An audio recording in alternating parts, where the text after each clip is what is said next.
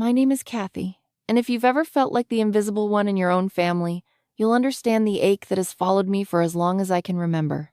From the outside, people would say my family looked perfect. My father was respected in our town, my mother was the picture of elegance, and my younger brother Evan was always the shining star.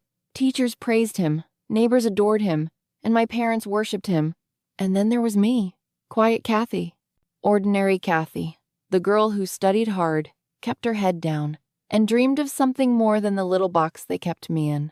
I clung to one dream for years: college. It wasn't just about getting away from home. It was about proving that I was more than just a shadow behind Evan. I worked myself to the bone through high school, taking on part-time jobs, tutoring kids who barely wanted to learn, even mowing lawns on weekends just to stash away money. Every dollar I saved wasn't just a number in my bank account. It was freedom, hope, and a chance to finally write my own story. My dream school had already accepted me with a partial scholarship, but the rest of the tuition had to come from my college fund, the account my parents had promised was mine since I was 12. For years, I lived off that promise. "Don't worry, Cathy," my mom would say, patting my hand absent-mindedly while gushing about Evan's soccer trophies. "Your college fund is safe. We're so proud of how responsible you are." My dad echoed the same words whenever I asked. "Your future is secure, Cathy. Keep working hard." And so I did. I remember the day I logged into the college portal and saw the tuition bill. My heart raced with excitement. I was about to click pay and officially lock in my seat at the school I had been dreaming about for years. But when I called the bank to arrange the transfer, something felt wrong. The woman on the phone hesitated, put me on hold, and came back with words that shattered everything I thought I knew. "I'm sorry, Cathy, but the account is empty." At first I thought it was some mistake. Maybe the bank system glitched. Maybe I'd misheard her. "Empty?" I repeated, my voice trembling. "No, that's not possible. It's my college fund. My parents have been saving in it for years." She paused, like she didn't want to be the one to tell me. But the truth still came out. "The account was withdrawn in full 3 weeks ago by your parents." It felt like someone had punched me in the chest. My college fund, my future, my one escape, it was gone. I hung up the phone with shaky hands and stormed into the living room where my parents were watching Evan show off his new leather jacket. "Where is my college fund?" I demanded. The silence that followed was deafening. My mother's face froze while my father sighed heavily, like I was the one causing trouble. Evan smirked at me like he knew exactly what had happened and couldn't wait to see me unravel. Finally, my dad spoke. "Cathy, calm down. We needed that money for something more important." "More important than my college tuition?" I shouted. My mom stood up, her voice sharp. "Don't you raise your voice at us. Your brother needed the money. His soccer training camp costs thousands, and he has real potential. You'll get other opportunities, but his chance is right now. We had to make a choice for the good of the family." The good of the family. That phrase hit me harder than anything else, because what they really meant was the good of Evan. My future, my years of hard work, didn't matter compared to his.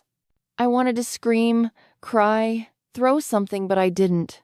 Instead, I looked each of them in the eyes and said quietly, "You'll regret this."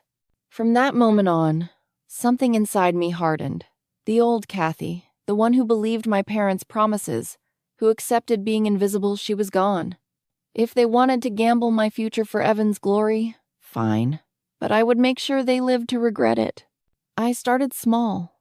I picked up extra hours at work, doubled down on my tutoring jobs, and found ways to save every cent I could. While Evan was out at his expensive soccer camps, flaunting gear my college fund had paid for, I was building something different: resilience.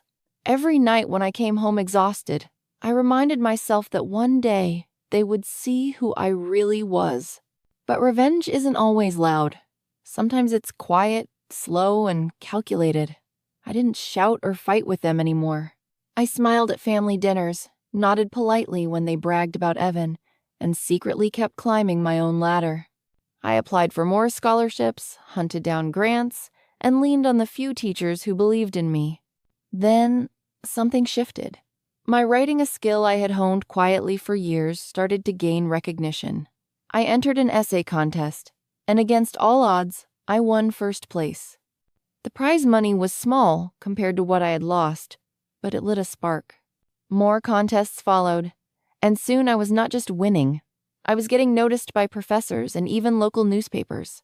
My words were powerful, and for the first time, people were listening. Meanwhile, Evan's golden boy status started to crack. He wasn't the star my parents thought he was.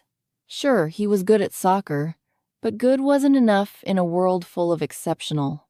At one tournament, he tore a ligament, and just like that, his dream career evaporated. My parents poured more money into his recovery and private coaching, desperate to keep his star alive. But the truth was clear. Evan wasn't going pro. I wish I could say I felt sympathy for him. Maybe the old Cathy would have. But when I thought about all the sleepless nights I worked, all the money I saved, and how my own family had stolen it from me without a second thought, all I felt was a cold satisfaction. Then came the turning point. A professor who had read one of my essays recommended me for a fellowship at a prestigious university. It wasn't just admission, it was a full ride. Tuition, housing, books, everything covered. I remember holding that acceptance letter in my hands, tears streaming down my face. They hadn't just failed to destroy me, they had forged me into something stronger. The day I left for college, I didn't tell my parents about the fellowship. I let them believe I was taking out loans and scraping by, just barely managing.